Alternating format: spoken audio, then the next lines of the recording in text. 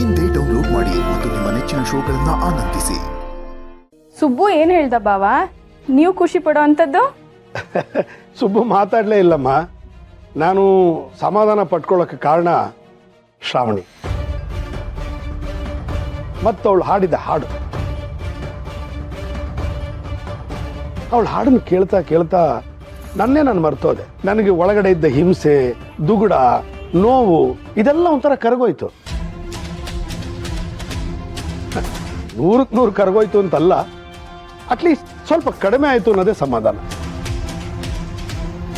ದಣಿವಾದಾಗ ಅಮೃತನೇ ಬೇಕಾಗಿಲ್ಲ ಬಾವ, ಸ್ವಲ್ಪ ತಣ್ಣೀರು ಸಿಕ್ಕಿದ್ರು ಸಮಾಧಾನ ಆಗುತ್ತೆ. ಇಲ್ಲಮ್ಮ, ಅವಳ ಹಾಡನ್ನ ಬರೀ ತಣ್ಣೀರು ಅನ್ನೋದಕ್ಕೆ ನನ್ನ ಮನಸ್ಸಾಗ್ತಾ ಇಲ್ಲ. ನನ್ನ ಪಾಲ್ಗೆ ಅದು ಅಮೃತನೇ ಅಂತ ಅನ್ಕೋ.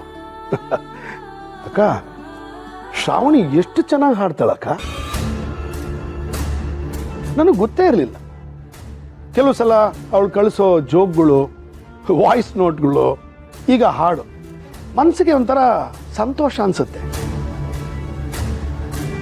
ಚಿಕ್ಕ ವಯಸ್ಸಿನಲ್ಲಿ ನಾನು ಅವಳ ಜೊತೆ ಹೆಚ್ಚು ಕಾಲ ಕಳೀಲಿಲ್ಲ, ಅದಕ್ಕೆ ನನಗಿವೆಲ್ಲ ಗೊತ್ತೇ ಆಗಲಿಲ್ಲ.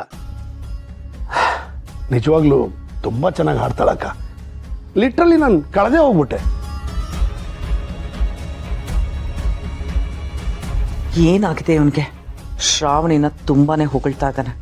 ಆ ಪೃಥ್ವಿ ಮುಖ ನೋಡಿ ಶ್ರಾವಣಿ ಮೇಲೆ ದ್ವೇಷ ಇನ್ನೂ ಹೆಚ್ಚಾಗುತ್ತೆ ಅಂತ ಅನ್ಕೊಂಡಿದ್ದೆ.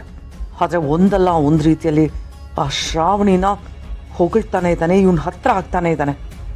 ನಾನು ಎಷ್ಟು ಸುಳ್ಳು ಹೇಳಿದ್ರು ಹೆತ್ತು ಕರಳು ರಕ್ತ ಸಂಬಂಧ ಇನ್ನೂ ಸೆಳಿತಾನೆ ಇದೆ.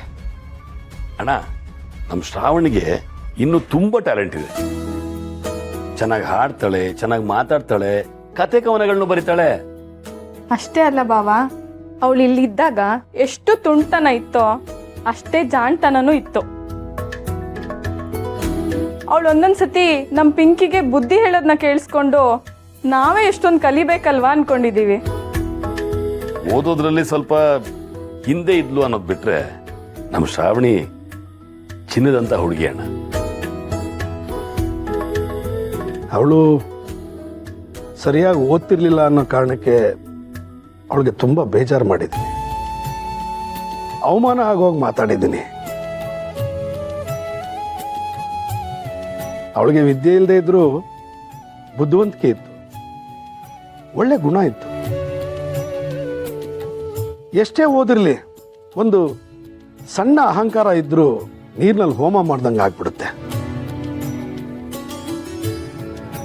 ಒಳ್ಳೆ ಗುಣ, ವಿನಯ, ಒಳ್ಳೆ ಸಂಸ್ಕಾರ ಇದ್ದರೆ ಸಮಾಜ ಅವ್ರಿಗೆ ಗೌರವ ಕೊಟ್ಟೇ ಕೊಡುತ್ತೆ. ಅವಳ ಕೈ ಹಿಡಿಯೋಕ್ಕೆ ಸುಬ್ಬು ತಕ್ಕನಾದ ಹುಡುಗ. ಅವನು ಅವಳನ್ನ ಅರ್ಥ ಮಾಡ್ಕೊಂಡ. ಆದರೆ ಚಿಕ್ಕ ವಯಸ್ಸಿನಿಂದ ನೋಡಿ ಬೆಳೆಸಿ ನಾನೇ ಅರ್ಥ ಮಾಡ್ಕೊಳ್ಳದೆ ಹೋದೆ. ಈಗ ನೋಡು, ನನ್ನ ಮನಸ್ಸಿಗೆ ಸಮಾಧಾನ ಕೊಡುವಷ್ಟು ಬೆಳೆದ್ಬಿಟ್ಟಿದ್ದಾಳೆ. ನಿಜ ಸುರೇಂದ್ರ, ಅವಳು ಚಿನ್ನದಂತ ಹುಡುಗಿನೇ.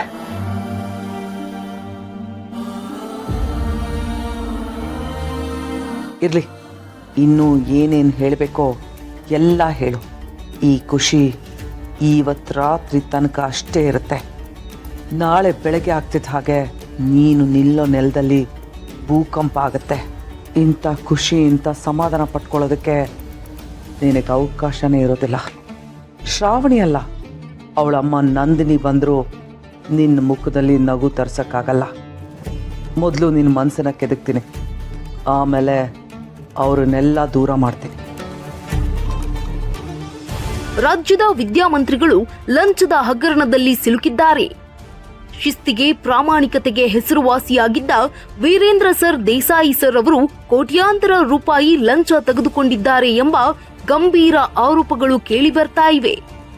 ಅವರ ರಾಜಕೀಯ ನಡೆಯಲ್ಲಿ ಇದೇ ಮೊದಲ ಬಾರಿಗೆ ಕಪ್ಪು ಚುಕ್ಕೆ. 30 ಕೋಟಿ ಹಗರಣ, ವಿದ್ಯಾಮಂತ್ರಿಗಳ ಜೇಬಿಗೆ ಕೋಟಿ ಕೋಟಿ ದುಡ್ಡು. ಪ್ರಾಮಾಣಿಕತೆಯ ಮುಖವಾಡ ಹಾಕಿದ್ದಾರೆಯೇ ವಿದ್ಯಾಮಂತ್ರಿಗಳು.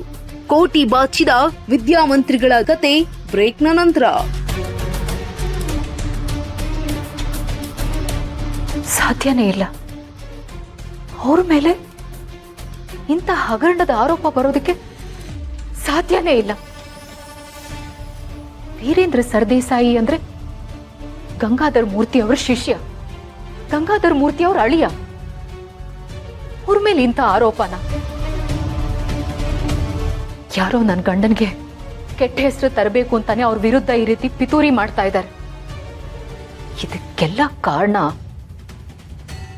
ಆ ವಿಜಯಾಂಬಿಕಾ.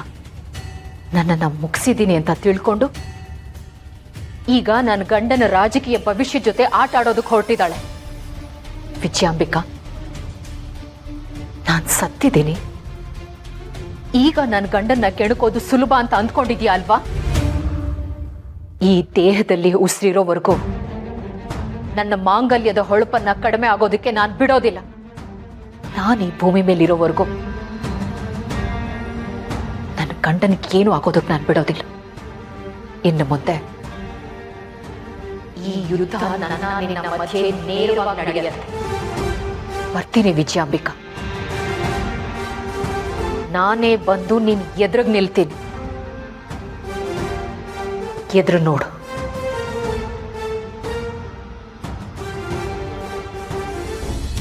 ಏನ್ ವೀರು ಇದೆಲ್ಲ? ಯಾರು ಹೀಗೆಲ್ಲ ಮಾಡಿದ್ದು? ಹಾಲ್ನಂತ ಮನ್ಸು ನಿಂದು, ಅಂಥದ್ರಲ್ಲಿ ಹುಳಿ ಹಿಂಡೋ ಕೆಲಸ ಯಾರು ಮಾಡಿದ ವೀರು? ರಾಜಕೀಯ ಕೆರಿಯರಲ್ಲಿ ಒಂದೇ ಒಂದು ಕಪ್ಪು ಚುಕ್ಕೆ ಇಲ್ಲ. ನೀನು ಎಷ್ಟು ಎತ್ತರಕ್ಕೆ ಬೆಳ್ತಿದ್ಯಾ? ಹಾಗಿರ್ಬೇಕಾದ್ರೆ ಇಷ್ಟು ದೊಡ್ಡ ಆಪಾದನೆನ ಇಂಥ ಪಿತೂರಿ ಮಾಡ್ದವ್ರನ್ನ ಗಲ್ಲಿಗೆ ಹಾಕ್ಬೇಕು. ಇದನ್ನೆಲ್ಲ ಬೇರೆ ಇನ್ಯಾರೋ ಮಾಡಿರಕ್ ಸಾಧ್ಯ ಇಲ್ಲ. ಈ ರಾಕ್ಷಸಿನೇ ಮಾಡಿರ್ತಾಳೆ. ಭಾವಂಗೆ ರಾಜಕೀಯದಲ್ಲಿ ಶತ್ರುಗಳು ಇಲ್ಲದೆ ಇರ್ಬೋದು, ಆದರೆ ಮನೇಲೆ ಕಣ್ಣೆದ್ರಿಗೆ ದೊಡ್ಡ ಶತ್ರುವಾಗಿ ಇವಳಿದ್ದಾಳೆ. ಏನ್ ಮಾಡೋದಣ್ಣ? ಇದನ್ನೆಲ್ಲ ಹೇಗೆ ಫೇಸ್ ಮಾಡೋದು? ನೋಡು ಸುರೇಂದ್ರ, ನಾವು ಸಾಮಾಜಿಕವಾಗಿ ಬದುಕಬೇಕು ಅಂತಂದ್ರೆ ಇದೆಲ್ಲ ಇದ್ದಿದ್ದೆ. ಬೀದಿಲಿ ನಡೆಯುವಾಗ ಕಲ್ಲು ಒತ್ತುತ್ತೆ, ಮುಳ್ಳು ಚುಚ್ಚುತ್ತೆ, ಕಣ್ಣಿಗೆ ಧೂಳು ಬೀಳುತ್ತೆ, ನಾಯಿ ಬೊಗಳುತ್ತೆ, ಚಳಿ ಆಗತ್ತೆ, ಮಳೆ ಬರುತ್ತೆ.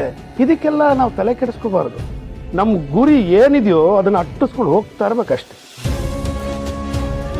ಹಾಗಂತ ಅವ್ರು ಅಂದಿದ್ದೆಲ್ಲ ಅನ್ಸ್ಕೊಳಕ್ಕಾಗತ್ತಾ? ಯಜಮಾನ್ರೆ, ಯಾವ್ರಂತ ನಿಮಗೆ ಅವ್ರು ಈಟೆಲ್ಲ ಮಾತಾಡ್ತವ್ರೆ ಅಂದ್ರೆ ಅವ್ರಿಗೆ ನಿಜವಾಗ್ಲೂ ಒಳ್ಳೇದಾಗಕ್ಕಿಲ್ಲ. ಒಳ್ಳೆಯವ್ರು ಯಾರು ಈ ತರ ಮಾತೇ ಆಡಲ್ಲ ಸಾವಿತ್ರಿ.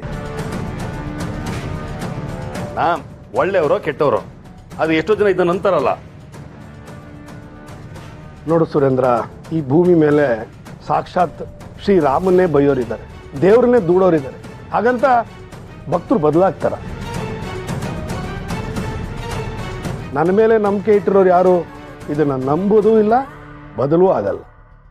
ಶ್ರಾವಣಿ ಸುಬ್ರಹ್ಮಣ್ಯ, ಶ್ರಾವಣಿ ಸುಬ್ರಹ್ಮಣ್ಯ.